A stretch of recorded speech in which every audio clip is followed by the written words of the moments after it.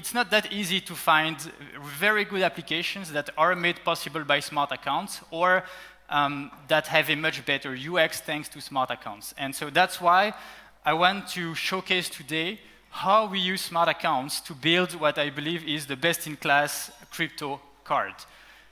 So again, crypto cards, it's also an old product. It's been around for some time, and I try to categorize the different iterations in four categories here. So first one is centralized exchange issued crypto cards. The most well-known is crypto.com. So there, of course, it's not self-custodial. You rely on a custodian. There is some kind of account recovery, of course, because there is this centralized entity that can help you recover your account if you lose access to it. In terms of card type, it's more of what I call a top-up debit, right? Because you have an account that is linked to your crypto card, and you can only use that account to basically feed that crypto card. And so you need to top it up from time to time so you can use the card. And when we look at crypto.com, it's actually very ugly because it's not even a crypto card, it's a fiat card. So you need to, if you have crypto on crypto.com, you need to swap it to fiat, send the fiat to that dedicated account, and then you can spend the fiat, so you don't even spend the crypto. And of course, no interaction with DeFi. Then Holy Health came. They did something that is already a bit better. So I mean, we could discuss, is it self-custodial or not? The thing is, with Holy Health, you have an EOA account that controls your Holy Health account, and basically, if you lose access to your EOA, you also lose access to that account. So there is no account recovery. Again, it's top-up debit. You need to top it up, from time to time. No interaction with DeFi. Gnosis Pay arrived. They did something, I think, great, and they went all in on self-custody. So great. You use safe accounts with that. There is account recovery. I think the standard setup is, again, that you have an EOA that will control your account. So if you lose access, if you lose your keys to the EOA, you also lose the keys to the smart account. But from what I know, most more advanced users, they can actually add one more owner to their account, and that means that there is account recovery. Much better, but still, it's kind of still a top-up debit card. So you need to top up that account. You cannot top it up with any type of tokens. You need to top it up with Monerium tokens. If you send something else, it's not lost, but it's difficult to get back. And you cannot use that account in DeFi or, I mean, there is like a few native integrations, but it's not like you could use that account as a daily account. And then there is this last iteration, something that we released a few months back. It's a self-custodial account based on Argent accounts on Starknet. You have account recovery as a standard option because all Argent accounts come actually with a cosigner. So if you lose access to your main signer, you can authenticate with the cosigner, which is the Argent backend, and then get your account recovered. It is a fully debit card because your card is actually plugged into an account that you can use wherever you want, the way you usually use crypto accounts. So you can send money to people, you can interact with DeFi protocols, you can interact with all kinds of protocols. It's a real debit card, and you can also use it as a credit card because you can access DeFi, so you can lend ETH, lend Bitcoin, and then borrow USDC and actually spend that USDC with the card, meaning that you actually have a credit card. So, very short commercial break here. You guys can have a 30% discount on the Argent Metal plan, which is the premium plan that we have. It's very easy to do. You just need to get Argent Mobile from your app store. You can do it manually or scan the QR code there, and then you need to send me your email address that you will use at onboarding on Telegram at Antoine_Argent. I will show this screen again at the end of the presentation. It's just so that you have time to go through the onboarding flow already. So, going too fast. Okay, so I think in order to understand how we manage to use smart accounts to really build this experience that you would have with your favorite fintech or neobank, it's important to understand the architecture of a traditional card payment first. When you do a card payment, there is mainly three big players that come into account. So the merchant bank, which provides the card reader, the small terminal that you have, the payment network, very often it's MasterCard or Visa, which will interface between the merchant bank and the cardholder's bank, which is the bank that provides the card.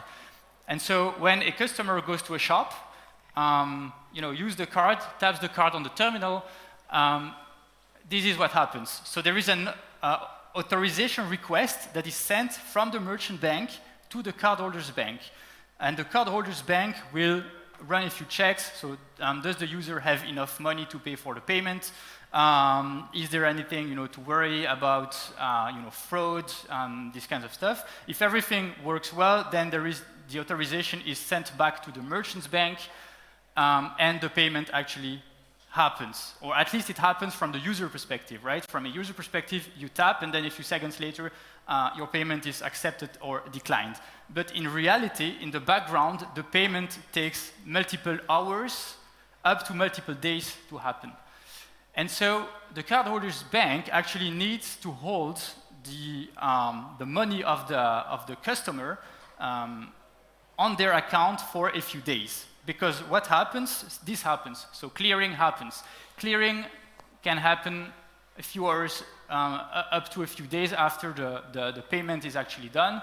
So this is the merchant's bank that is aggregating multiple payment authorizations, and then basically calculating the balances, and also the payment network deciding how much fees they need to take on these payments. And actually settlements, so that is the moment when the money actually moves, that happens much later. And there with settlements, so the cardholder's account is debited and the merchant will receive the money minus the fees from the payment network, which is usually pretty high. So this is a traditional card payment. I think when you look at this, it's very complex. It takes multiple days. You already understand why stablecoins have a bright future, right? Because they basically undercut all this. But so when we come back at the cards, what we want to do, right, is to get rid of that cardholder's bank and replace it with a self-custodial account, right? And so there is a few questions that pop up in mind, like how do we do all this with a self-custodial account when you don't have a centralized entity that has access to this account and to these funds? So a few questions are how to interface between the traditional payment rails and self-custodial crypto wallets, how to prevent people from double spending, because I could go to a shop, buy the latest iPhone, and then I know that settlement only happens a few days later, and I could try to get the money out of my account in the meantime.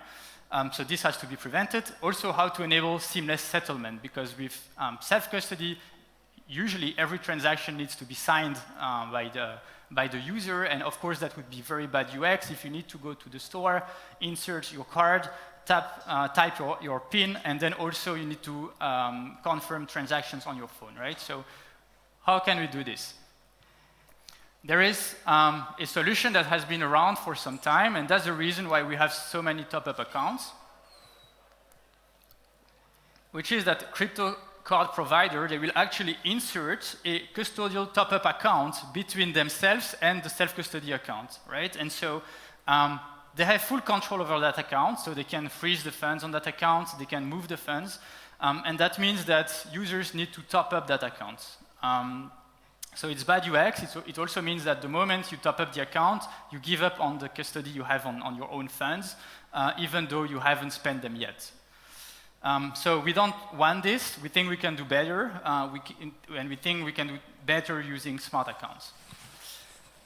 So to answer the first question, how do we bridge these two worlds, self-custodial accounts and old-fashioned payment rails we have seen very complex, takes a lot of time. So we use this technology provider that is called Kulipa, and Kulipa will take care, I mean, they know the old-fashioned payment system very well. They will take care of all the interactions with these guys. They will make sure that AML like regulation is respected, that they will do the fraud monitoring. They will take care of authorizing the payments, of clearing, of settlements. And then Argent takes care of everything that is happening on chain and more like the smart account aspect of it. Then, how do we prevent double spending? We do this using the cosigner. So as I said, Argent accounts, they by default come with two signers. So there is the main signer, which is the user signer, the client, the wallet, and then you have the cosigner, which is Argent backend, and that cosigner will co-sign every transaction. So for a transaction to be validated and to be executed on chain, it needs to be signed by both signers.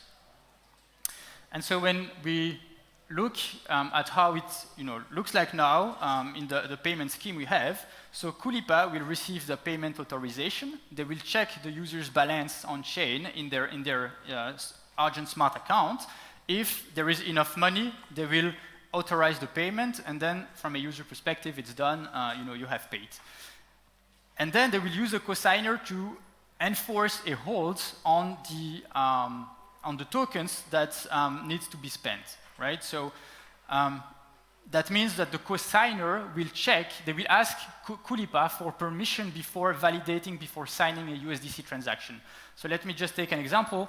You go to a store, you have 1,000 USDC in your account, you spend 200 USDC, and then you want to move your money, the money you have on chain. You still have 1,000 USDC on chain, right? Because settlement will only happen in a few hours. But before letting you, move that money on chain, the cosigner will check that you actually don't try to spend the money that is supposed to be used for the card payment. So you will only be able to use up to $800, 800 USDC on chain. So that means there is no double spending. Users can spend USDC that is on hold. And also that the account can actually be used on chain in DeFi just as a usual account that you would like to use.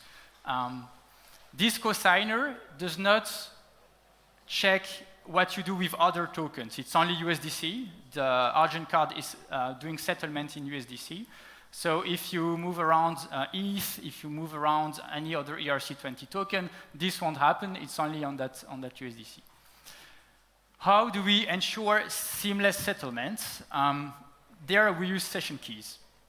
So what is a session key? A session key is basically an authorization that is granted by a user to a specific application to make transactions on their behalf. And session keys, they usually have a scope that is very limited, usually limited in time, but also limited in the methods that you can call in, what you can do. So you can call specific contracts, you can like transact some tokens up to a specific amount or up to a specific gas limit. So it's very restricted. The way session keys work in the Argent account is that the dApp will generate a key locally, will send it to the user for approval. As I said, the cosigner also needs to cosign, so before cosigning, we'll run a few security checks and everything. And then that signed key is sent back to the dApp. And that means that from that point, the dApp is able to sign transactions within this limited scope on behalf of the user. And so we can actually remove the user from the equation. And the dApp just needs to interact with the Argent backend and the smart contract on-chain to validate and execute transactions. So how does this work now here with this card account that we have? So Kulipa has received authorization request, accepted the payment, is holding the funds. And then on a regular basis, Kulipa, thanks to a session key, will be able to pull USDC from your account to match the payment that you have done before. So this is done in a transparent way. The user does not need to sign anything. It just happens in the background. Something that is important here is that the session key only has access to USDC. up to the amount that is defined by the user, right? So there is a max card spendable amount, which is exactly what you have with traditional cards, right? Where you have this limit that you can spend that usually want to up a little bit when you go on vacation because you're going to spend a lot. And well, user is in control. So the user can also remove that session key when they want. The only condition is that before doing that, they need to settle the outstanding amounts that they have with their cards. And then there is a byproduct of this system is also better privacy, because you could take your Argent card, go shopping for a full day, do 25 transactions, but the settlement transaction is only going to happen at the end of the day, and it's going to batch all the transactions that you made during the day, right? So you might actually have 25 card transactions, but you will only have one on-chain transaction at the end of the day. So that means that people that are looking at the blockchain won't really be able to tell what you might have bought or how many transactions you have done with the card. They only see one transaction. Great, so just to sum this up, what are the key benefits of this approach? So no need to create an extra card account. You have a card plugged into an account and you can just use that account normally. It is self-custodial. Of course, with session key, you authorize Kulipa on a very restricted set of methods and things they can do. It's built on Starknet, so it's very scalable, doesn't cost anything. It's a pity. I was hoping we would have this implemented by today already, but we are also working on a paymaster, so that means that you will be able to use this card without having at any point the need to have ETH in your account to pay for gas fees, right? So this is also what smart accounts unlock. And then there is this partial on-chain privacy that is also a nice addition to it. So thank you. I hope I convince you that with smart accounts, you can actually build great UX and UX that is, at par with what we can find in the traditional world. Again, you can get a 30% discount on the Argent Metal card. So this is the premium plan that we have, meaning that you only pay $84 and not $120. If you think this is too expensive, there is actually a very nice cashback program, so the card pays for itself in like a couple months. If you still think this is too expensive, we have a light, like a free tier that is coming very soon, and you can follow Argent on social media to have all the news. And I'll take the questions I see there in front.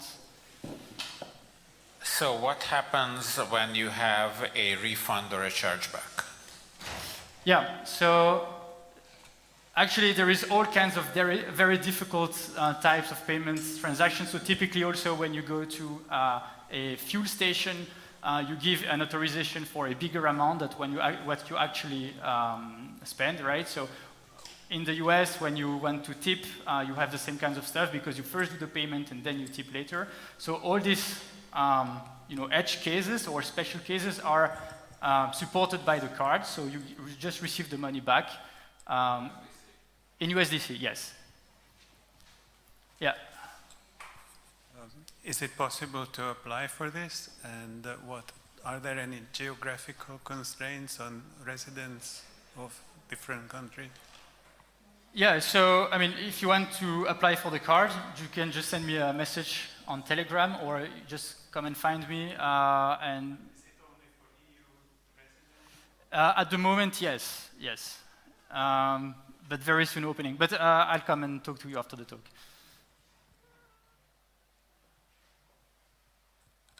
Thank you. I just signed up and sent you a message. I had a question about the session key. Yeah. So if I understand correctly, if it's non-custodial for anything to leave my account, my private key has to be involved, right? And now you introduced this idea with the session key. I'm kind of new to Argent, but I'm just wondering, is that the restrictions on that key, are they placed on-chain or are they placed on the Argent side of the wallet, like the non-chain part of your wallet? So your private keys never, let me just,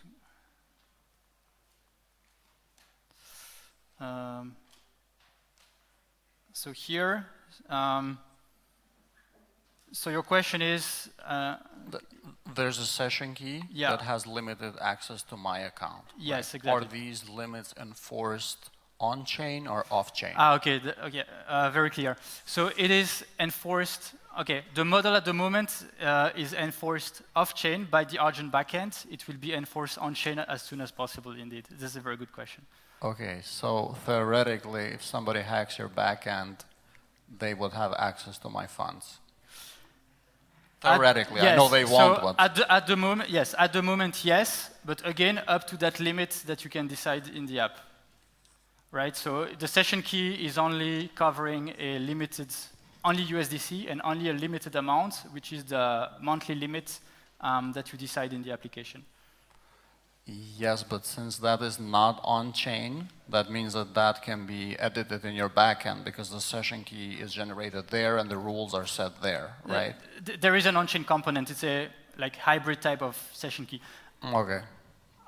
I'm not like in the blockchain aspect of things, so I don't want to say something that's too stupid. But it's very safe. Yeah. Okay, thank you.